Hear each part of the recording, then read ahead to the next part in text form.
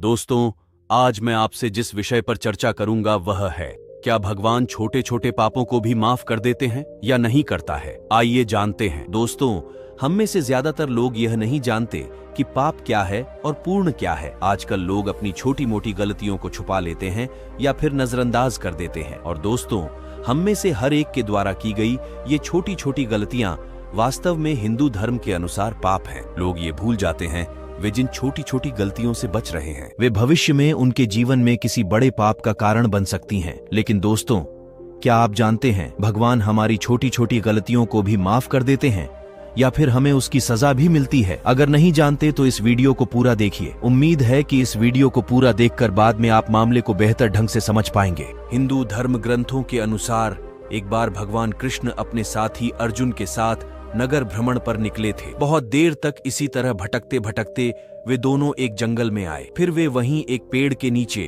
थोड़ा आराम करने के लिए बैठ गए। वे बैठे ही थे कि उन्होंने कुछ लोगों को चोर चोर चिल्लाते हुए सुना। तभी उन्होंने देखा कि एक आदमी उनकी ओर दौड़ रहा है। तब अर्जुन को एहसास हुआ कि यही चोर है और अर्जुन ने तुरंत उस आदमी को पकड़ लिया। तब अर्जुन ने उस व्यक्ति से कहा, क्या तुम्हें शर्म नहीं आती कि तुम सुगठित और बलवान होते हुए भी चोरी कर रहे हो? इसी बीच ग्रामीण वहां आ गए और चोर को उनके हवाले करने की मांग करने लगे। तब कृष्ण अपना और अपने साथी अर्जुन का परिचय देते हुए गांव वालों से कहते हैं, क्या इस आदमी ने आपसे चोरी की?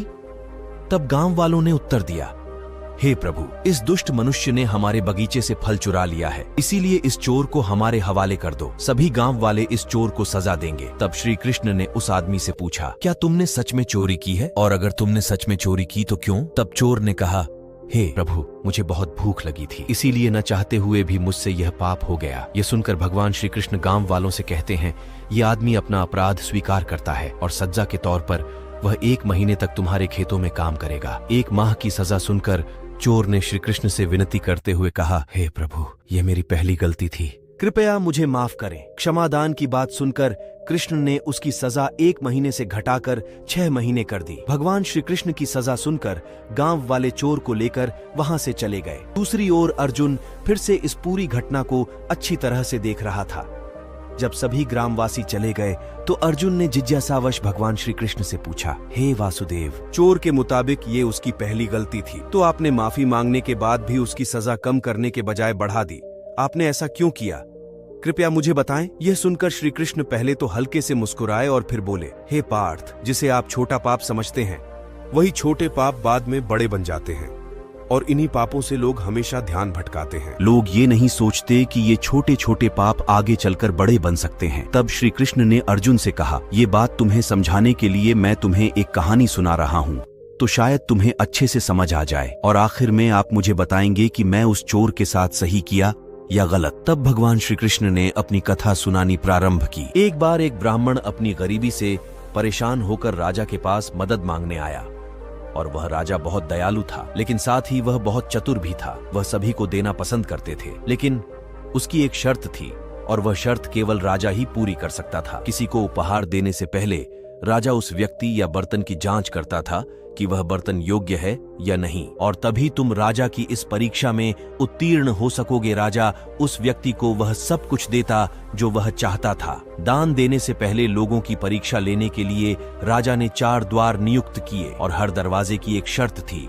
अगर वह इन चारों दरवाजों की एक एक शर्त पूरी कर सकेगा तभी वह राजा के पास भिक्षा मांगने जा सकेगा। राजा के महल में पहुंचकर वह गरीब ब्राह्मण महल के पहले दरवाजे से अंदर दाखिल हुआ। पहले दरवाजे से प्रवेश करते ही एक वैश्या ब्राह्मण के पास पहुंची और उससे पूछा, आप राजमहल के हैं, आप अंदर क्यों जाना चाहते हैं? तब ब्राह्मण ने उत्तर दिया, मैं राजा से कुछ धन मांगने आया हूं। तब वैश्या ने कहा, हे ब्राह्मण देव, तुम्हें दौलत मांगने के लिए राजा के पास जाना होगा, लेकिन इस दुआ में राजा ने मुझे अधिकार दे दिया है, इस कारण आप मेरी अनुमति के बिना प्रवेश नहीं कर सकते। मैं एक वैश्या हूँ, इसलिए मुझे संतुष्ट किए बिना तुम प्रवेश नहीं कर सकते। वैश्या के मुख से ऐसे वचन सुनकर ब्राह्मण ने सिर झुका लिया। तब उस ब्राह्मण ने श्राप दे दिया। तब वैश्या ने ब्राह्मण से कहा, तो फिर आप दूसरे दरवाजे से प्रवेश कर जाइए। तब उस ब्राह्मण ने अधर्म करने से बेहतर दूसरे दरवाजे से जाना बेहतर समझा। फिर जब वह ब्राह्मण दूसरे दरवाजे से अंदर गया तो उसके सामने 2 द्वारपाल खड़े हो गए और वे ब्राह्मण से कहते हैं, राजा ने हमें इस दरवाजे की जिम्मेदारी दी है। यह सुनकर ब्राह्मण कहता है, मैं शाकाहारी ब्राह्मण हूँ, मैं मांस नहीं खा सकता। यह सुनकर उस दरवाजे के पहरेदारों ने स्पष्ट कर दिया कि फिर वे भी उसे इस दरवाजे से महल में प्रवेश नहीं करने देंगे, हालांकि आपको दूसरे दरवाजे से जाना होगा। फिर ब्राह्मण तीसरे दरवाजे पर पहुंचा। जब वह वहां गया तो उसने देखा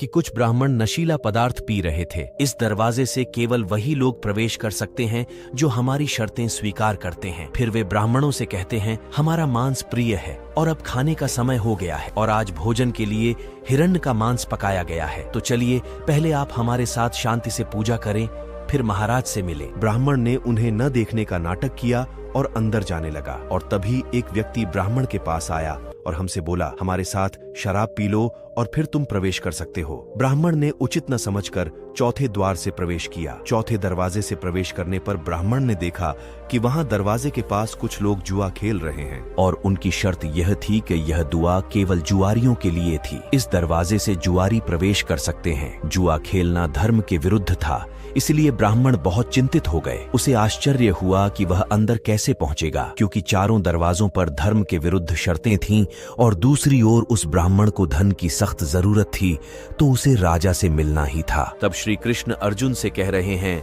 हे पार्थ, उनके पास एक तरफ धर्म था और दूसरी तरफ धर्म के विरुद्ध स्थितियां थीं। उसके मन में इन दोनों के बीच युद्ध छिड़ गया और फिर वह सबसे बड़ी गलती करता है। वह सोचता है कि जुआ खेलना बहुत छोटा पाप है, अगर थोड़ी मात्रा में किया जाए तो इससे उसे कोई नुकसान नहीं होगा। फिर उस ब्राह्मण रीति से उसके पास 2 रुपए हैं, यदि वह इन 2 रुपयों से जुआ खेलेगा तो उसे प्रवेश मिलेगा। फिर उसने उन 2 रुपयों से जुआ खेलना शुरू कर दिया। ब्राह्मण जुआ खेलने में उतना अच्छा नहीं था, लेकिन उसकी किस्मत अच्छी थी। वह 2 रुपए से लेकर 4 रुपए, 4 रुपए से लेकर 8 रुपए, 8 रुपए से लेकर 10 रुपए तक पैसे जीतता रहता है। ऐसी स्थिति में ब्राह्मण राजा के पास जाना भूल जाता है और उसे जुए की बुरी लत लग गई। फिर उसने शाम तक हजारों रुपए जीत लिए। शाम को जुआ सत्र बंद कर दिया जाता है। उस ब्राह्मण ने पूरे दिन कुछ नहीं खाया। वह बहुत भूखा था। उसने गलत तरीके से पैसा जमा किया था, इसलिए बुद्धि भी इधर उधर घूमने लगी। ऐसा करके फिर ब्राह्मणी से अब शाम हो गई है। केईबा मुझे देखेगा, चलो दूसरे दरवाजे पर चलें और मांस खाएं, जिससे उसका भरण पोषण भी हो जाएगा और उसका कोई पैसा भी खर्च नहीं होगा। और अगर थोड़ा ही पाप है तो उससे और क्या होगा। और यदि मैं दूसरों के पापों का प्रायश्चित करता हूं तो उस स्थिति में मैं अपने पापों का भी प्रायश्चित करूंगा। इस प्रकार ब्राह्मण दूसरे द्वार पर गया। दूसरे दरवाजे पर जाकर ब्राह्मण मांस खाता है। ब्राह्मण ने पहले कभी मांस नहीं खाया, इसीलिए पहली बार मांस खाने के बाद ब्राह्मण का शरीर अलग दिखता है। तभी ब्राह्मण को कुछ नशीला पदार्थ पीने की इच्छा हुई। तो फिर चलो उस ब्राह्मण के दरवाजे पर और उस तरह कुछ नशीला पदार्थ पीते हैं, पाप तो थोड़ा ही होगा और क्या होगा। यह सोचकर वह तीसरे दरवाजे से नशीला पेय पी लेता है। ऐसे में ब्राह्मण 3 प्रकार के नशे से पीड़ित हो गया। पहले तो ब्राह्मण के पास धन था, जिसके कारण उसके मन में धन का लालच उत्पन्न हो गया। दूसरे, ब्राह्मण मांस खाता है, इसलिए उसके मन में मांसाहार की लत थी। और फिर पाप बढ़ाने वाला नशीला पदार्थ भी उसके शरीर में प्रवेश कर गया। और पीने के बाद खूबसूरत महिला के विचार सामान्य होते हैं। तब ब्राह्मण को नशे की हालत में होने के कारण पाप और पुण्य में कोई अंतर नजर नहीं आता।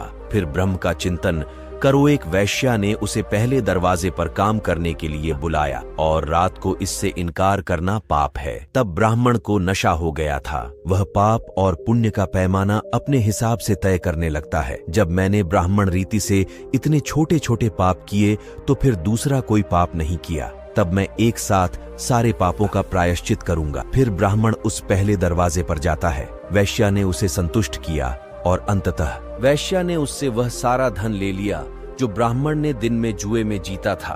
रात इसी तरह गुजारने के बाद जब ब्राह्मण दूसरे दिन सुबह उठता है तो वैश्या को अपनी ओर क्रोध भरी नजरों से देखता हुआ पाता है और ब्राह्मण से कहता है, उसे किसी गरीब साथी की कोई जरूरत नहीं है, उसे जल्दी से यहाँ से चले जाने दो। उधर ये सारी खबर राजा तक पहुंच गई। उधर ब्राह्मण फिर चौथे दरवाजे पर आया और एक एक करके सभी दरवाजों की परिक्रमा की और बोला, मुझे सारी शर्तें मंजूर हैं, मुझे महाराज से एक बार और मिलने दो। लेकिन उस दिन नियम बदल गए थे। शर्तों के बावजूद कोई भी उसे अंदर जाने देने को राजी नहीं होता और उसे सब द्वारों से बहुत दूर निकाल दिया गया। तब ब्राह्मण सामने के दरवाजे के बाहर बैठ गया और मन ही मन सोचने लगा, मुझे राजा से धन नहीं मिला और मेरे पास जो 2 रुपए थे वे भी खो गए। ब्रह्म न मिले तो माया और न मिले तो राम। छोटे मोटे पाप करने में कोई हानि नहीं है। इस विचार को भूलकर वह अपना धर्म और धन दोनों खो देता है। इसीलिए मित्रों, श्री कृष्ण कहते हैं कि स्वयं का मूल्यांकन करना आवश्यक है। हम इस ब्राह्मण की तरह गलतियां नहीं कर रहे हैं। किसी भी पाप को हेय दृष्टि से नहीं देखा जाना चाहिए, क्योंकि इस छोटे से पाप से ही बड़े पाप की उत्पत्ति होती है। और एक बार जब आप पाप के इस गड्ढे में गिर गए तो इससे बचना बहुत मुश्किल है। हमें अपने आप को छोटे छोटे पापों से उसी तरह बचाना चाहिए जैसे हम अपने आप को एक छोटी सी लौ से बचाते हैं। कितने छोटे पाप आग की उस छोटी सी चिंगारी के समान हैं, जो भविष्य में बड़ा हो सकता है। जीवन में कोई भी व्यक्ति दोनों से कुछ भी नहीं छुपा सकता, एक ईश्वर से और दूसरा स्वयं से। और अगर आप एक बार अपने आप से छोटे हो गए तो सारी जिंदगी आपको जीना या मरना ही लगेगा। इसीलिए दोस्तों, छोटे मोटे पापों से हमेशा बचें। अंत में श्री कृष्ण ने अर्जुन से कहा, हे अर्जुन, इसीलिए मैंने उस चोर को इस छोटी सी गलती के लिए इतना बड़ा दंड दिया है। दोस्तों, हम आशा करते हैं कि आपको हमारा यह वीडियो अच्छा लगा होगा। अगर यह वीडियो आपको अच्छा लगा है तो हमारा चैनल को लाइक करके सब्सक्राइब जरूर करें। धन्यवाद।